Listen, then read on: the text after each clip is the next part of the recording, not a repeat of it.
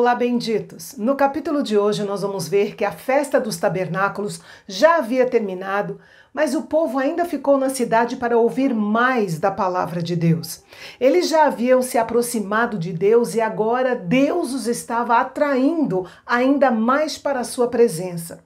E mais uma vez houve um quebrantamento geral entre o povo, de maneira que os banquetes se transformaram em jejum à medida em que eram convencidos pelo Espírito Santo da sua culpa e da culpa dos seus antepassados. Eles se reuniram para um jejum como se dissessem: estamos tão preocupados com o nosso pecado que a comida parece sem importância. Eles também se vestiram de pano de saco, um tecido áspero como de linho cru, mostrando sua completa pobreza de espírito diante de Deus. Era como se eles dissessem: estamos tão preocupados com os nossos pecados que os confortos normais da vida não são tão importantes. Eles também colocaram terra sobre suas cabeças, ou seja, eles pegavam pequenos punhados de terra e jogavam sobre a sua cabeça para mostrar a sua humilhação diante de Deus. A primeira atitude do povo foi separar-se de todos os estrangeiros. Deus queria tratar com o seu povo em particular, pois a nação de Israel foi escolhida por Deus para ser um povo especial. A separação sem devoção ao Senhor transforma-se em isolamento, mas a devoção sem separação é hipocrisia. Depois veio a confissão de pecados, que foi um ato muito importante. Eles perceberam e admitiram que erraram o alvo de Deus. Como um torneio de arco e flecha, se alguém não acerta o alvo no lugar certo, eles dizem que a pessoa errou o alvo. O competidor pode errar o alvo por 2 centímetros ou por 20 centímetros, mas de qualquer maneira ainda errou o alvo. Nós pecamos quando fazemos o que Deus nos disse para não fazer através da sua palavra, da nossa consciência ou de uma autoridade legítima. E também pecamos quando não fazemos o que Deus nos disse para fazer. Note que nem todo pecado é igual, mas todo pecado é pecado. O povo também reconheceu e confessou as iniquidades dos seus pais. Isso foi especialmente importante porque entre eles havia uma tradição de exaltação dos seus antepassados e eles tiveram que admitir que vinham de ancestrais pecadores.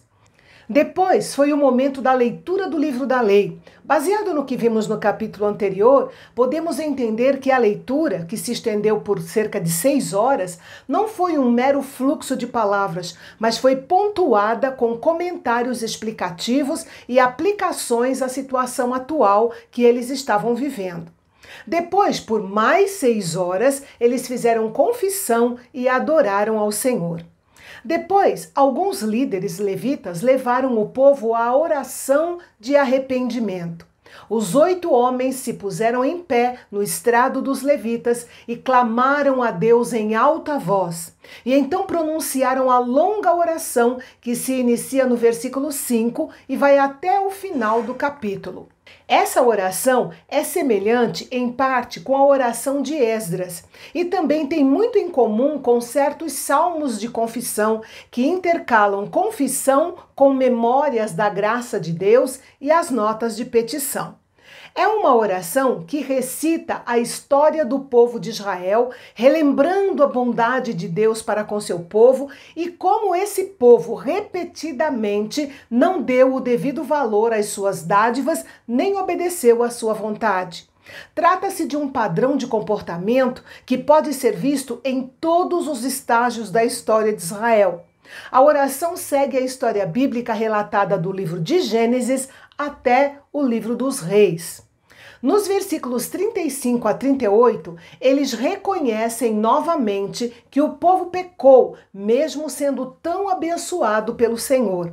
Essa pecaminosidade explica por que o povo não estava completamente livre e por que eles não desfrutavam das bênçãos da terra que Deus os havia dado. Nos dias de Neemias, o povo de Israel não era uma nação independente. Eles viviam debaixo do domínio do Império da Pérsia. Apesar de esse governo ser, de certa forma, bem mais ameno do que foram os da Assíria e os da Babilônia. E então eles declararam que eram escravos na sua própria terra e que estavam em grande angústia. E para corrigir a situação, o povo entrou em uma aliança solene por escrito. O termo hebraico usado aqui não é o comum para aliança, mas sim um termo mais raro que enfatiza ser fiel, ser confiável. E o povo garante que vai se manter fiel sob essa nova aliança. Renovada a aliança com o Senhor, ela foi selada por Neemias e mais 84 pessoas. Os termos dessa nova aliança do povo judeu com o Senhor, você confere amanhã aqui no canal Bendito. Mas, antes de terminar, eu quero dizer uma coisa. A obra de Deus em nós, em alguns momentos, deve nos levar a uma tomada de decisão, onde nós nos posicionemos ao lado do Senhor em algumas coisas e também nos posicionemos contra aquilo que não agrada ao Senhor. Por isso, ocasionalmente, nós devemos fazer um autoexame com perguntas que nos confrontem. E eu quero deixar algumas delas para que você faça um exame introspectivo da sua vida espiritual. E se houver algo a ser corrigido, aproveite e renove também a sua aliança com Deus ainda hoje. Que o Espírito Santo ilumine sua mente e o seu coração. Até amanhã.